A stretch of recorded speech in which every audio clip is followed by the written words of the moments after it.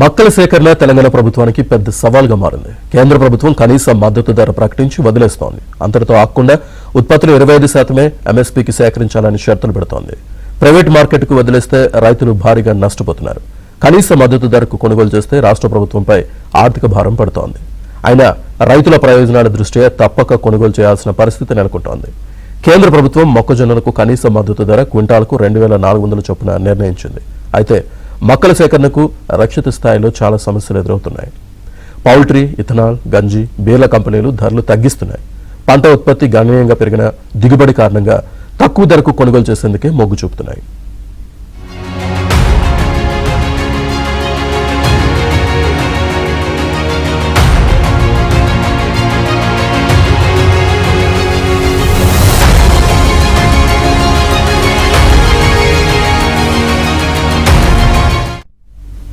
కంపెనీలు చెల్లించే ధరలకు అనుగుణంగా క్షేత్రస్థాయిలో ఉండే ట్రేడర్లు, దళారులు ధరలు తగ్గిస్తున్నారు. ప్రస్తుతం 1980 నుంచి 2000కు క్వింటాల్ చొప్పున కంపెనీలు మక్కలు కొంటున్నాయి.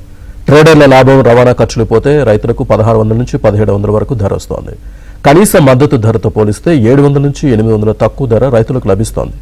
ప్రైవేటు కంపెనీలు, ట్రేడర్లు, దళారుల దందాతో మక్క రైతులు తీవ్రంగా నష్టపోతున్నారు. దీంతో ఎఫ్సీఐ ధాన్యం కొనుగోలు చేస్తున్న తరహాలో కేంద్ర ప్రభుత్వమే మక్కలను కొనుగోలు చేయాలని, 25% పరిమితిని ఎత్తివేయాలని రాష్ట్ర ప్రభుత్వం ఎన్నిసార్లు విజ్ఞప్తులు చేసినా పట్టించుకోవటం లేదు.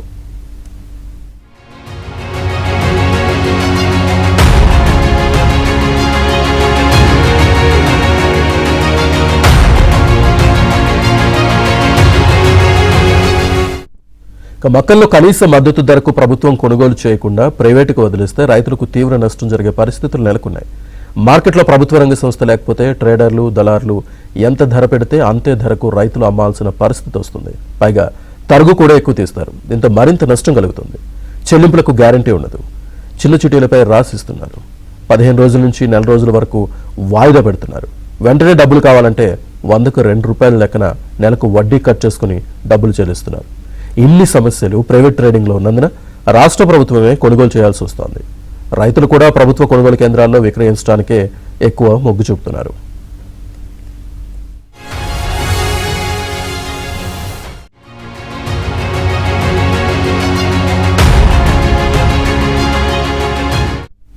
వాస్తవానికి కేంద్ర ప్రభుత్వం మద్దతు ధర ప్రకటించినప్పుడు రాష్ట్ర ప్రభుత్వమైనా ప్రైవేట్ ట్రేడర్లైనా అదే ధరకు పంట కొనుగోలు చేయాలి. ప్రభుత్వం ఏర్పాటు చేస్తున్న కొనుగోలు కేంద్రాల్లో మద్దతు ధర అందుతోంది. కానీ ప్రైవేటు మార్కెట్లో కూడా ఎంఎస్పీ చెల్లించేలా వ్యాపారులపై ఒత్తిడి చేస్తే రైతులకు మేలు కలుగుతుంది. ప్రభుత్వానికి ఆర్థిక భారం కూడా తగ్గుతుంది. కానీ ప్రభుత్వం ప్రైవేట్ ట్రేడర్లను నియంత్రించే సాహసం చేయటం లేదనే విమర్శలు వస్తున్నాయి. అయితే దేశంలో మక్కలు పండించే ఏ రాష్ట్రంలోనూ అక్కడి ప్రభుత్వాలు కొనుగోలు చేయకుండా పూర్తిగా ప్రైవేటుకే వదిలేస్తున్నాయి.